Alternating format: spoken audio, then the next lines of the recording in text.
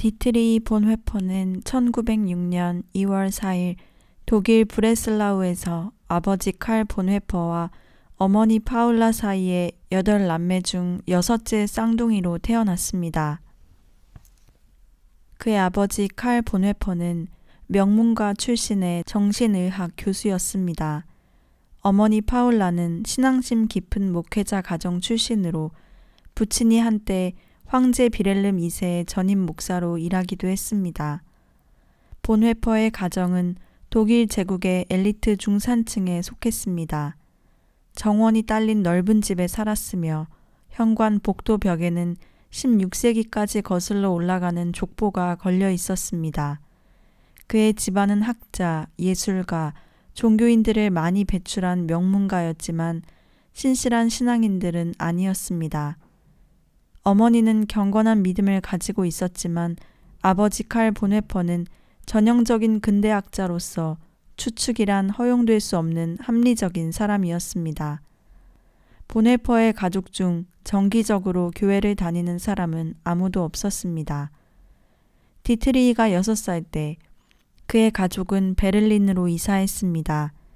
아버지 칼 본회퍼는 신경학과와 정신의학과의 회장 자리를 맡았으며 베를린 국립대학병원의 원장이 되었습니다. 칼은 매우 엄격한 아버지였습니다.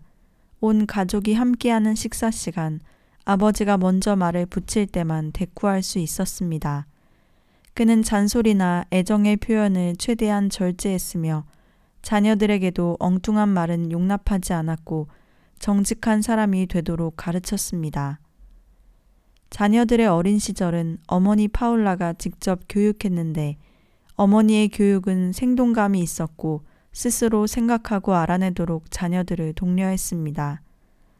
음악적이고 감상적이며 다른 사람들의 이야기에 관심이 많은 어머니를 디트리히 본회퍼가 가장 많이 닮았습니다.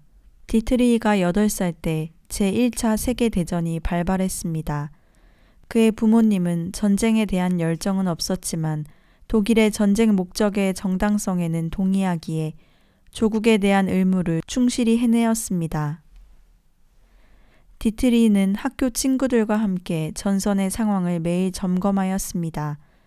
그런데 언제부터인가 조작된 전투 소식, 참호전, 그리고 독가스 사용에 관한 소문들이 들려왔습니다. 사촌형들의 전사 소식에 디트리히와 그의 쌍둥이 여동생 사비네는 밤늦게까지 잠을 이루지 못했습니다. 영원한 삶과 죽음이 어떤 것일까에 관해 깊이 생각하며 매일 밤 잠에 들었습니다. 1919년의 혁명으로 바이마르 공화국이 세워졌습니다. 그런데 1922년 바이마르 공화국의 외무장관이 피살되고 거리에서 노동운동가들은 사회적 혁명에 박차를 가하고 있었습니다. 이러한 사회적 갈등은 가정에서도 일어났습니다. 본회퍼의 형 한 명은 사회주의자가 되었으나 그는 볼셰비키 혁명을 일으키는 세력들을 이해할 수 없었으며 엘리트들이 사회를 지배해야 한다고 생각했습니다. 1923년 그는 최고 점수를 받으며 졸업했고 신학도의 길을 택했습니다. 아버지는 교회를 심약하고 과거에 집착하는 집단이라 생각했기에 그의 아들 디트리히가 신학을 공부하기엔 머리가 아깝다고 생각하여 그 결정을 달갑게 여기지 않았습니다. 튜빙겐에서 신학 공부를 시작한 첫 학기부터 디트리히는 부담을 느꼈습니다. 그는 신학생들 가운데 이방인이었으며 교회 공동체 안에서도 편안함을 느끼지 못했습니다. 건강이 안 좋아진 그는 당분간 로마에 가서 공부하게 되었습니다. 로마에 머무르는 동안 개인의 신앙을 하나로 묶어주는 규율과 외적 형식을 갖춘 가톨릭 교회를 보고 신선함을 느꼈습니다. 그는 그때부터 살아있는 교회란 어떤 것일까에 대한 문제에 몰두하게 되었습니다. 디트리히가 베를린으로 돌아왔을 때 베를린은 이전과 달랐습니다. 전통적인 가치들은 빛을 잃어가고 있었고 사람들은 모든 것에 사사건건 논쟁을 벌였습니다.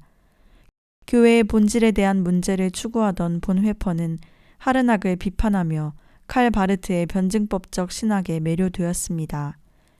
그는 신학에 몰두하며 당시의 정치적 사건들에는 매우 무관심했습니다. 나치의 전국구 대표로서 새로 선출된 요제프 괴벨스가 베를린을 방문한 사건에도 그는 특별한 관심을 갖지 않았습니다. 본헤퍼는 21살 되던 1927년 베를린 대학 신학부 박사학위 논문으로 성도의 교제를 제출하였는데 대단히 우수한 논문이어서 칼바르트는 이를 하나의 신학적 기적이라고까지 칭찬하였습니다. 그는 3년 뒤인 1930년에 교수 자격 논문으로 행동과 존재를 썼고 이 책과 함께 학자와 목회자로서의 삶의 준비를 마치게 되었습니다.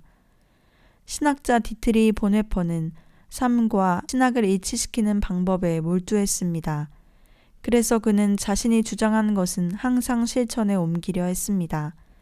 다른 학생들 같으면 전공 공부를 시작할 나이에 보고서를 8가지나 쓰면서 논문을 내고 시험도 보면서 바쁘게 생활했습니다. 낮 시간에는 공부, 악기 연습, 독서 그리고 많은 산보를 하였고 거의 신학 공부만 하면서 학창 시절을 보냈습니다. 1930년 9월 디트리히는 뉴욕의 유니온 신학대학에 가게 되었습니다. 유니온 신학교는 자유로운 곳이었습니다. 디트리히는 그때까지 이론적인 신학만 했기 때문에 처음에는 이곳에는 신학이 없다고 생각했습니다. 그러나 공부를 마칠 무렵 사회 복음에 대해서 새로운 생각을 하게 되었습니다. 미국에는 국가의 보호를 받는 교회가 아닌 수많은 개별적인 종파들과 자유로운 교회들이 있었습니다. 그가 놀란 것은 대부분의 백인 교회들이 미국 사회 안의 인종차별을 아무런 비판 없이 받아들이고 있는 것이었습니다. 그는 지성과 감성이 어우러진 흑인 공동체의 예배를 몰래 참여하며 개인적으로 해방감을 체험하게 되었습니다. 그는 미국을 떠나기 전 쿠바에 있는 독일인 공동체를 찾아가 모세에 관해 설교했습니다. 엄청난 실업자들과 전 세계에 고통받고 있는 수많은 어린이들과 중국의 기근, 인도에 억압받는 이들, 그리고 불행한 조국을 보면서 이 모든 것을 알고도 자기 혼자 태어나고도 무관심하게 약속된 땅으로 들어가겠다는 사람이 과연 있겠습니까? 디트리히는 새로운 정치적 자각을 지닌 채 조국으로 돌아갔습니다. 1931년 6월 그는 베를린으로 돌아와 조직신학 강사로 임명되었습니다. 아직 무명의 젊은 강사인 본헤퍼의 강의를 들으러 오는 학생들은 많지 않았습니다. 1932년 여름학기에 그는 교회란 무엇인가에 관해 강의하고 있었습니다. 본헤퍼는 강의 시간을 정확히 지켰으며 규율을 엄격히 했습니다. 강의 시간에 늦은 경우는 딱 한 번뿐이었는데 자신이 돌보던 어린이가 죽어갈 때뿐이었습니다. 그는 또한 노동자들이 거주하는 곳에 어린이 교리반도 맡게 되었습니다. 그곳은 베를린에서 가장 열악한 지역이요 사회적으로나 정치적으로 가장 어려움이 많은 지역이었습니다. 그러나 본헤퍼는 아이들을 다루는데 탁월한 재주가 있었습니다. 그가 성경 이야기를 하면 아이들의 마음을 사로잡았습니다. 그는 아이들과 함께 있으면 목사나 학자라기보다는 오히려 운동선수처럼 보일 정도로 아이들과 함께 잘 놀아주었습니다. 자신의 주머니를 털어 직접 아이들의 견진 예복을 만들 천을 구해 각자 몸에 맞는 길이로 입혀주기도 했습니다. 1932년 제1차 세계대전에 패한 독일의 무너진 경제와 구겨진 자존심을 회복시킨 히틀러는 새로운 희망을 불러일으켰습니다. 이 당시 히틀러의 인기는 그리스도인들 사이에서도 대단하였습니다. 나치당의 의석수는 230석이 되었고 이때 대다수의 목사들은 기독교와 민족주의적 사회주의를 종합하기 위한 운동으로 독일 기독교 신앙운동에 가담하였습니다. 독일 기독교 신앙운동은 히틀러를 무너진 독일을 세우고 온 세계에 번영을 가져다 주기 위해 하나님이 보내신 이 시대의 구세주라고 선전했으며 나치는 행동하는 적극적인 기독교라고 하였습니다. 하지만 본헤퍼는 히틀러의 운동에 들어있는 우상숭배적이며 반기독교적인 정신을 예리하게 인식하고 있었습니다. 그는 하나님의 이름을 빌려서 그리스도인들을 선동하는 정부를 강단에서 비판하기 시작했습니다. 이 세상에 관심을 쏟읍시다.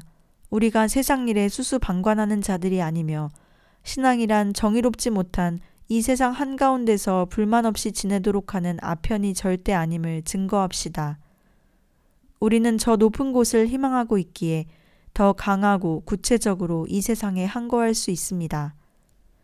1933년 히틀러가 권력을 장악하고 총통에 취임하였습니다. 본웨퍼는 히틀러가 총통이 된 다음 날 아침 라디오 방송을 통해 지도자와 젊은 세대라는 글을 발표했습니다. 여기에서 그는 하나님은 직책을 세우셨고 이 직책에 적절한 사람을 뽑아서 일하신다. 그런데 직책에 관계없이 어떤 사람에게 전권을 주게 될 때 그것은 하나님이 세우신 질서를 무너뜨리는 것이요 결국 우상 숭배에 빠지게 된다고 했습니다. 그의 말이 정치적으로 너무 위험한 것이라 방송국 PD는 방송을 중단해 버렸습니다. 본웨퍼는 이 일로 독일 나치 정권하의 정치경찰인 게슈타포의 감시를 받는 주요 인물이 되었습니다. 본웨퍼는 굴하지 않고 다음날 그의 모든 친구들과 동료들에게 회람장을 보냈습니다. 그리고 그의 원고 전문은 독일 신문에 실렸습니다. 1933년 2월 27일에 국회 건물에 화재가 발생했고 정신 이상인 네덜란드 청년을 범인이라고 몰아세우며 현장에서 체포했습니다.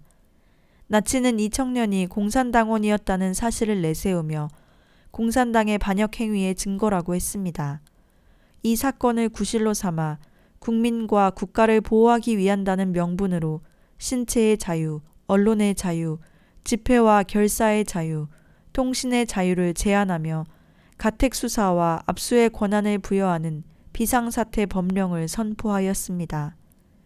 이때 교회는 이를 질서의 회복을 위한 과정이라 칭하며 국가질서의 기초를 훼손하는 모든 자들에게 공권력이 제재를 가하는 것은 하나님의 이름으로 공무를 집행하는 것이라고 환영했습니다. 교회의 입장이 발표된 지 3주 후에 디트리히는 조심스럽게 국가와 교회의 관계에 대한 의견을 펼쳐나갔습니다. 교회는 자신의 목적을 위해 국가를 상대로 그 힘을 사용할 권리는 없지만 공권력이 인간의 기본권을 말살할 때 교회가 정치에 무관심해서는 안 된다고 하였습니다. 그는 교회가 국가를 상대로 영향력을 행사할 수 있는 3가지 길을 제시했습니다. 첫째, 교회는 국가에게 그 통치 행위가 합법적이고 국가의 성격에 부합되는가를 물을 수 있다. 둘째, 교회는 국가 공권력의 피해자들을 도울 수 있다. 교회는 피해자들이 교회 공동체의 일원이 아니더라도 도와야 할 의무가 있다. 셋째, 교회는 피해자들의 상처를 치유하는 것만이 아니라 가해자 측의 행위를 방해할 수도 있다. 교회가 정치적인 저항운동을 할 준비를 갖추어야 한다는 그의 주장에 대부분의 목사들은 깜짝 놀라 자리를 떠나 강의의 나머지 부분은 거의 텅 빈 강의실에서 마쳐야 했습니다. 디트리히의 의견에 동의한 자들은 종교적 사회주의자들로서 이미 탄압받고 있는 처지가 되었습니다. 1933년 교회의 선거가 치러질 때 아돌프 히틀러의 새 국가 안에 그리스도의 새 교리를 건설하자는 슬로건을 부르짖는 독일 기독교회가 있었습니다.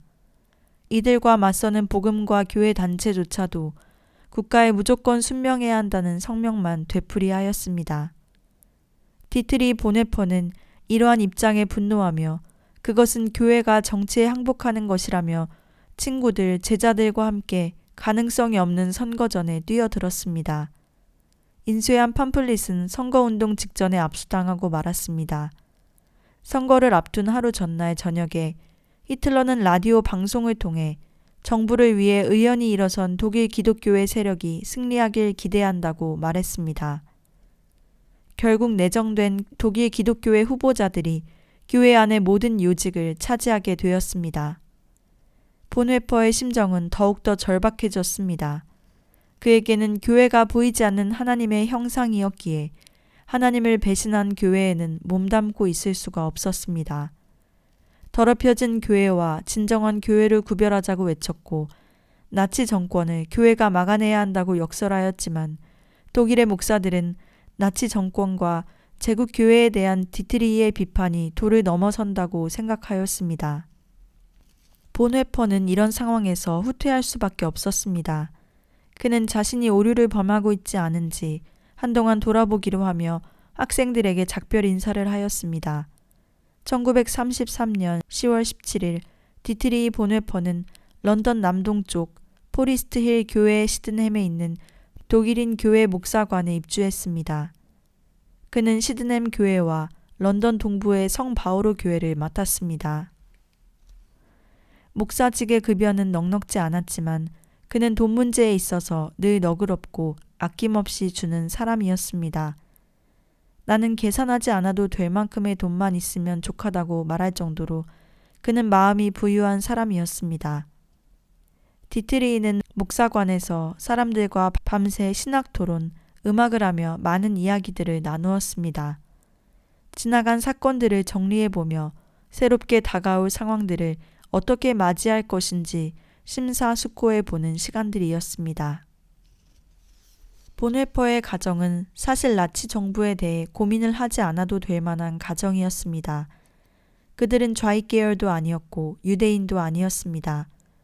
권리를 박탈당하거나 체포된 것도 아니며 압수당하거나 태워 없애야 할 만한 글을 쓴 일도 없었고 무시당하기는커녕 오히려 예우를 받는 입장이었습니다.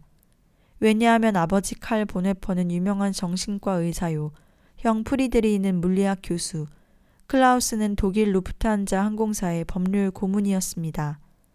또한 매형 매제도 각각 교통부의 법률 고문과 법무부 장관의 개인 비서로 있었습니다. 그의 집안은 나치 정부에 필요한 집안이었습니다. 갈등보다는 편안한 삶을 좋아하는 디트리히 본회퍼가 갑자기 도덕 군자가 된 것도 세상을 위해 목숨을 바칠 결심이 선 것도 아니었습니다. 그는 자신이 어떤 위험과 권력에 맞서야 하는지, 지금 누리고 있는 것들을 얼마나 더 포기해야 하는지 등 겪게 될 불이익을 생각해 보기도 하였습니다. 그러나 분명한 것은 이제 자신을 속이면서 살아갈 수 없다는 것이며 더 이상 교회와 국가 간의 갈등을 못 본 척할 수 없다는 사실이었습니다.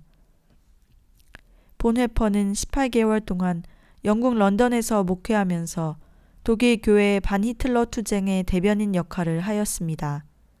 특히 덴마크에서 열린 실천적 기독 정신을 위한 세계협의회가 열렸을 때 독일에서는 히틀러를 지지하는 독일 교회만이 참여했는데 본회퍼가 이곳에 참여하여 회장을 설득하여 나치에 저항하는 고백교회를 지지하는 방향으로 돌아서는데 결정적인 역할을 하였습니다. 1934년 바르멘에서 고백교회 회의가 열렸고 이 회의에서 독일 기독교회의 입장을 이단으로 규정하고 6가지 진술로서 고백교회를 대항책으로 설정했습니다. 이제 고백교회는 저항하는 개신교회라 부르게 되었고 나치에 동조한 독일 기독교회는 형편없는 급진적 단체로 보게 되었습니다. 1935년 4월 26일 그는 고백교회 총회로부터 고백교회 소속 신학교 중 하나인 핑켄발데 신학원의 책임자로 부름을 받게 되었습니다. 29살의 디트리히 본회퍼는 25명의 신학원생들의 지도자가 되었습니다. 그의 목표는 단순히 신학적 지식을 전달하는 데 있지 않았습니다. 그는 학생들과 책을 먼저 들지 않고 톱, 망치, 페인트와 붓을 들고 주변을 수리하고 정돈했으며 텅 빈 낡은 저택에서 학생들과 함께 일하며 기도했습니다. 영국에서 귀국하기 전 본회퍼는 몇몇 수도원과 신앙 공동체들을 방문했었는데 그곳에서 배운 규칙을 신학원에 적용하였습니다. 하루 일과는 예배로 시작하고 예배로 끝났는데 예배는 시편 낭송, 찬송, 구약 성경 읽기, 찬송, 신약 성경 한 부분 읽기, 잠시 동안의 기도와 주 기도로 이루어졌고 예배 이후에는 당시로서는 아주 생소한 30분 동안의 묵상 시간이 있었습니다. 그리고 당사자가 자리에 없을 때는 그 사람의 험담을 하지 말자는 규칙도 적용하였습니다. 원장의 이러한 생소한 요구에 대해 대부분의 학생들은 반대했습니다. 그들은 아직 신학을 머리로만 공부하고 있었습니다. 그러나 본회퍼는 미래의 목회자가 그들의 삶과 일에서 필요로 하는 힘은 오직 성공적인 공동생활에서 길러진다고 확신하였습니다. 그는 자기가 가지고 있는 모든 것, 자기가 소중하게 아꼈던 모든 것을 신학원을 위해 내놓았습니다. 자신이 개인적으로 쓸 수 있는 방 하나 이외에는 아무런 특권도 누리지 않았습니다. 그리고 온 마음을 쏟아 신학원 생활 지도에 열중했습니다. 날씨가 좋으면 때로는 휴강하고 바닷가로 나가 학생들과 운동을 하였습니다. 저녁 토론 시간도 만들고 오후에는 게임과 연주회와 문학의 시간도 함께 했습니다. 이러한 노력으로 그는 원장으로서 많은 존경을 받았고 그 자신도 영적으로 매우 충만해졌으며 신학원으로서 질 높은 발전을 이룩할 수 있었습니다. 본회퍼는 이러한 삶의 경험을 통해 현대 영성신학의 고전이 된 성도의 공동생활과 나를 따르라를 지필했습니다. 여기에서 그는 싸구려 은총이 교회의 가장 치명적인 적이며 은총으로 구원받았다는 것이 예수님의 말씀에 대한 순종이 면제되었다는 것으로 이해하는 것은 가장 큰 오류라고 지적했습니다. 주님 되신 예수 그리스도는 우리의 절대를 요구하신다. 예수 그리스도는 우리를 불러 죽으라고 하신다. 라고 하면서 철저히 예수님의 제자로 살아가는 삶을 강조하고 있습니다. 1935년 여름 나치 정권은 교회에 대한 그들의 정책을 바꿨습니다. 히틀러는 교회 안의 갈등으로 정부에 반대하는 자들이 많아지길 원치 않았습니다. 고백교회의 많은 대표자들도 이전과 다르게 정부에 협조할 준비가 되어 있었습니다. 이제 더 이상 자신들을 고백교회라 명하지 않고 신앙 고백 운동이라고 개명했습니다. 여기에 동조하지 않는 자들은 급진적 소수 집단으로 전락했습니다. 1935년 12월 1일 본회퍼가 운영하는 핑켄발드 신학원은 불법이 되고 말았습니다. 디트리히는 학생들에게 각자 자의대로 신학원을 떠날 수 있으며 만약 한 사람만 남아도 자신은 함께 남겠다고 하였습니다. 학생들은 한 명도 떠나지 않고 모두 남았습니다. 1936년 2월 제3차 고백교회 회의에서 타협을 원하는 전 고백교회와 급진적 소수 집단은 완전히 갈라섰습니다. 교회위원회는 교회 종무국에서 준비한 시험을 치는 자에 한해서 목사로 채용하고 합법화 시켜주겠다고 제안했습니다. 신학원생들은 고민에 빠졌습니다. 이때 디트리히가 그 답을 주었습니다. 누구든 고의적으로 고백교회를 떠나는 자는 구원으로부터 멀어진다. 이 말의 여파는 대단했습니다. 디트리히는 이단이요 광신자라는 비난을 받았습니다. 그러나 그는 마음 쓰지 않았습니다. 반드시 올바른 교회가 아니더라도 교회 안에서 올바른 일을 할 수 있다고 생각하는 사람들에게 디트리히는 엉뚱한 곳으로 가는 기차를 잡아타고서 그 안에서 반대 방향으로 아무리 열심히 뛰어보아야 소용없는 일이라고 하였습니다. 본회퍼의 제자였고 후에 동독연합교회 감독이 된 알브레이트 쇠네어는 이렇게 말했습니다. 디트리히는 우리 교회 기독교인들에게 결핍된 능력을 갖추고 있었습니다. 그는 생활한 바를 실천하는 사람이었으며 그의 생각은 날카롭고 논리적이었습니다. 본회퍼의 제자 중 몇 사람은 사회적인 압력과 가족들의 압박을 견뎌내지 못하고 합법적으로 목사가 되는 길을 선택했습니다. 디트리히는 그들을 이해했지만 인정하지는 않았습니다. 그는 불안정한 위치에 있는 학생들과 자신의 봉급을 나누었었고 사랑했던 여성과의 결혼도 포기하였습니다. 앞으로 지하교회의 목사가 될 사람들을 책임져야 하는데 아내와 가족을 염려하는 마음을 가질 여유가 없기 때문이었습니다. 그 후로 연구와 신학원의 공동생활이 본회퍼 인생의 핵심이 되었습니다. 본회퍼의 인품은 젊은이들에게 귀감이 되고 희망이 되었습니다. 몇몇 학생들은 그가 요구하는 삶을 따라가지 못하고 성령 강림절 오후에 이웃마을 선술집에 춤추러 나가기도 했습니다. 그래서 본회퍼는 신학원 1기생 중 자신의 좋은 조력자인 에버하르트와 함께 형제들의 집이라는 새로운 공동체를 시도했습니다.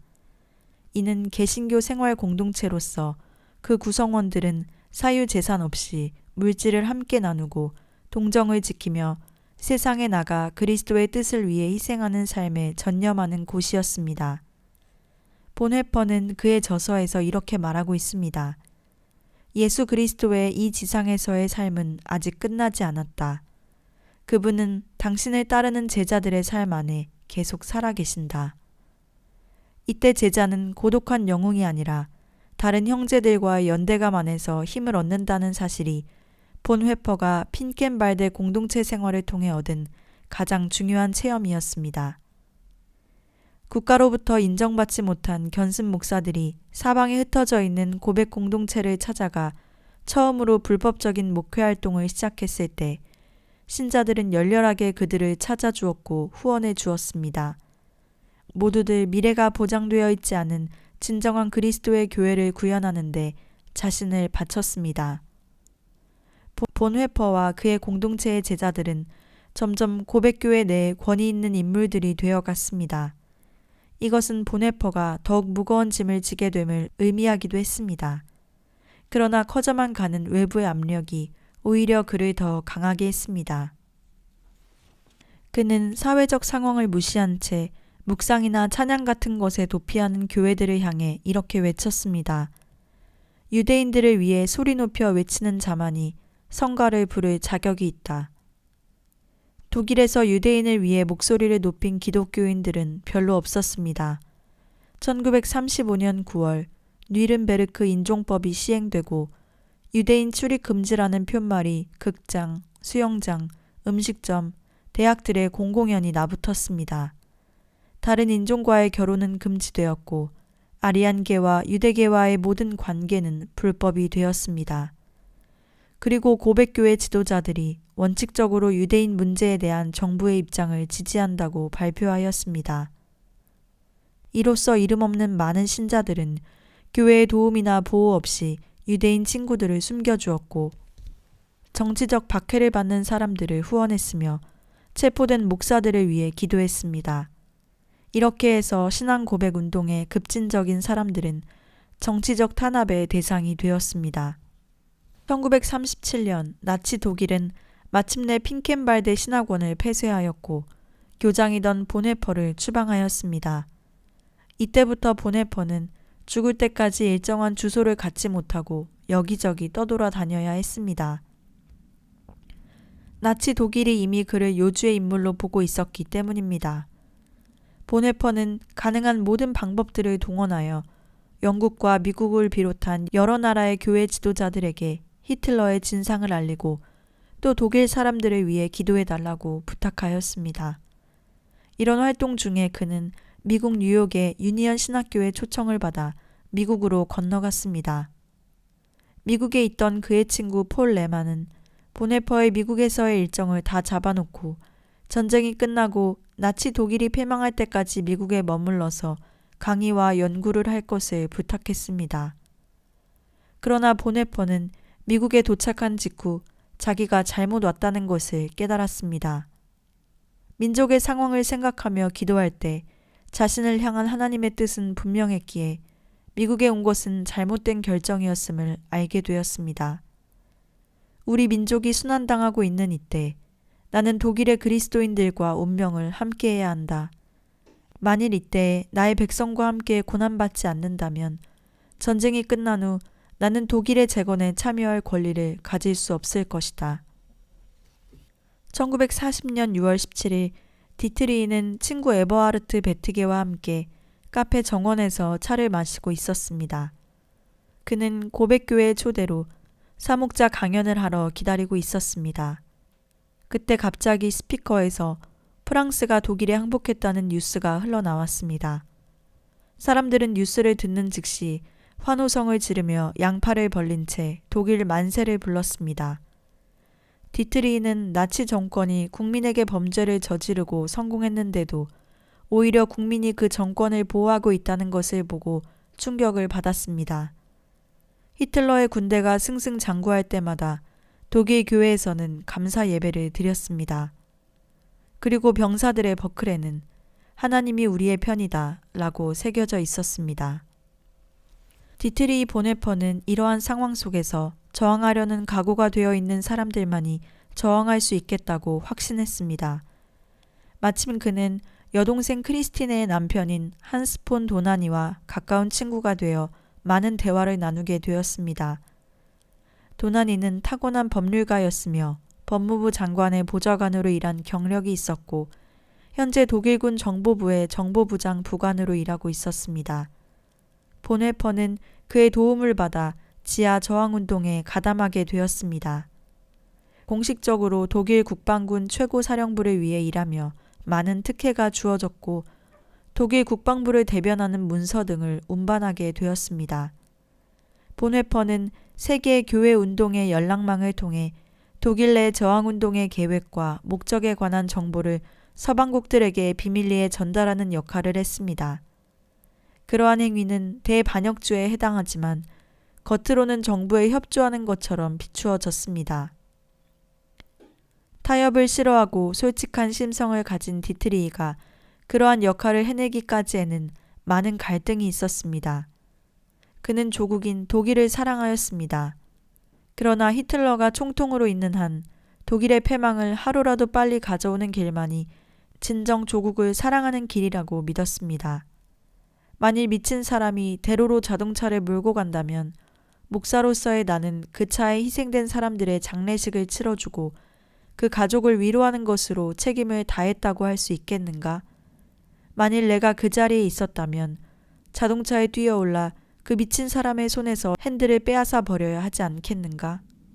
또한 억울한 사람들이 무수히 희생되는 것에 방조하는 죄보다는 히틀러를 죽이는 죄를 범하는 것이 차라리 낫다고 보았기에 히틀러를 살해하는 운동에 참여할 수밖에 없었습니다. 보네퍼는 인간은 현실 속에서는 언제나 최선 아닌 차선을 선택할 수밖에 없음을 고백했습니다. 우리는 최선을 다해 매 순간 가장 적절한 윤리적 결단을 해야 한다. 그리고 그것에 대해 하나님의 용서를 구해야 한다. 1942년 가을 보네퍼가 관여하고 있던 나치 전복 음모는 중간에 발각되었고 보네퍼는 매부인 한스 도나니와 함께 게슈타포에 의해 체포되었습니다. 보네퍼는 독방에 갇혔습니다. 감방의 침대에 준비된 담요는 냄새가 너무 지독해서 추위에 떨면서도 도저히 덮을 수가 없었습니다. 다음날 아침에는 간수가 빵 한 조각을 던져 넣어 바닥에 떨어진 빵을 주워야만 했습니다. 고문을 당하며 취조받는 수인들의 비명소리가 매일 아침부터 밤까지 들려왔습니다. 편지를 쓰거나 받아보는 것도 금지되었습니다. 그가 왜 체포되었는지, 얼마 동안 갇혀있게 될지를 알려주는 사람은 아무도 없었습니다. 밤에는 이웃 감방에서 들려오는 울음소리에 마음이 괴로웠습니다. 그들은 하루 종일 족쇄에 채워진 채 사형 날짜를 기다리는 사람들이었습니다. 디트리히가 가장 괴로웠던 것은 무력감으로써 더 이상 자신의 인생의 주체가 될 수 없다는 사실이었습니다. 심한 외로움이 그를 덮쳐왔습니다. 그 또한 한 인간으로서 감옥 창살 너머 자유가 그리웠고 사랑하는 가족과 친구들이 보고 싶었으며 언젠가는 풀려나 약혼 여인 마리아와 함께 기쁘게 아이들을 키우는 꿈에 잠기곤 하였습니다. 보네퍼는 외로움과 고통 그리고 깊은 절망을 경험하였습니다. 그러나 그는 자기 인생의 뿌리를 하나님 안에 깊이 받고 있었기 때문에 그를 엄습하는 모든 어두움의 시간을 극복해 갈 수 있었습니다. 1943년 여름 글을 쓰고 책 읽는 것과 10일마다 서신 왕래 그리고 매일 1시간의 면회가 허락되었습니다. 무엇보다 검열관을 피해 책이나 편지를 외부로 전달할 방법을 찾게 되었습니다. 그는 옥중 서신에서 앞으로 올 세대와 기독교 정신에 대한 새로운 신학을 제시하였습니다. 그가 수용되어 있던 부켄발트 수용소에는 당시 히틀러에 저항하던 정치범들과 여러 나라의 전쟁 포로들이 있었는데 그곳에서 보네퍼는 이들을 하나님의 말씀으로 격려하고 위로하는 목사로 섬겼습니다. 수인들과 경비병들은 그와 이야기하길 좋아했습니다. 당시 보네퍼를 본 페인 베스트라는 사람은 이렇게 증언했습니다. 보네퍼 목사님은 매우 겸손하고 부드러웠습니다. 그분은 항상 지극히 작은 일 하나에도 기쁘고 행복해 했습니다. 살아있다는 단순한 사실 하나만으로도 그는 깊이 감사했습니다. 나는 그와 같이 진실한 사람은 별로 만나보지 못했습니다. 감옥의 공동체 안에서 보네퍼는 또 한 번 그리스도의 제자됨의 의미에 대해 묻게 되었습니다. 예수님은 겟세마네에서 베드로에게 말씀하셨다. 1시간도 나와 함께 깨어있을 수 없더냐? 이 말씀은 종교적인 행위가 그 사람을 그리스도인으로 만드는 것이 아니라 이 세상 안에서 하나님의 고통에 참여함으로써 그리스도인이 되는 것이라는 말씀이다. 예수님은 사람들을 새로운 종교로 부르시는 것이 아니라 삶으로 부르신다. 디트리히에게 있어서 기도하는 것과 인류를 위해 올바른 일을 하는 것은 동전의 앞 뒷면과 같았습니다.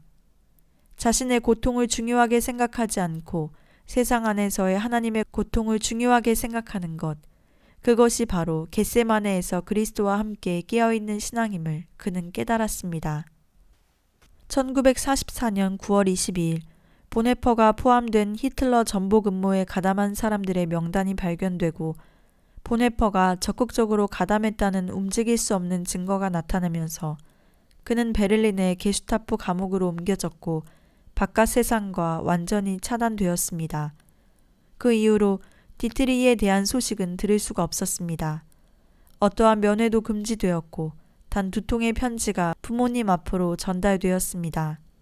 그중 한 편지에는 연말에 디트리히가 그의 어머니와 마리아를 위해 쓴 시가 들어 있었습니다.